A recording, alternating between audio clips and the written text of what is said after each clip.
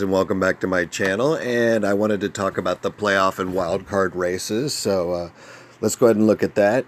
As you can see here, we pretty much have either first or second seed locked in, which at this point would only, like, we have a pass. The first and second seeds have a pass. So basically we have we're gonna have we're gonna have home field advantage in the first round, and it's up to whether we're going to have a home field advantage in the second round against the Yankees, if they even make it that far. But more interesting to me is if you look at the wild card here between the Athletics, Rays, and the Indians are starting to go away, but we're talking one game. So out of these three teams, who would I like to see the most? I think if we had our druthers, I prefer to see either the Indians first or the Tampa Bay Rays second. The Athletics, they took 3 out of 4 from us, and I think they're just a little bit better than their record says because they're in our division and they know us and they are a threat, and they just took 3 out of 4 from us. So that's not the team I really want to see.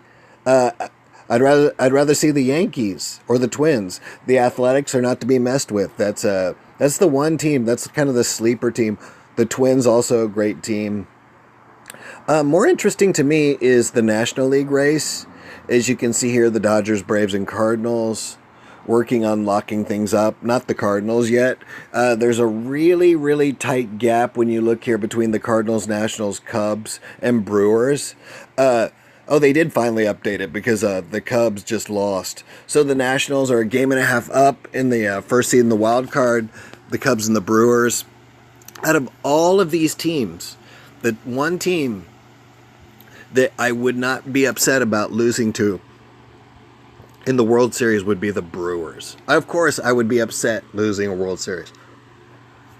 But the one team, that is the smallest market team, and they actually, let go of Wade Miley to the Astros, and I love the Brewers. That's a good-looking team, Christian Yelich, and also, they got rid of Jesus Aguilar in first base, so it's not really the same team, but they still got Lorenzo Cain, and, they've got some pitching left, so that's a good-looking team.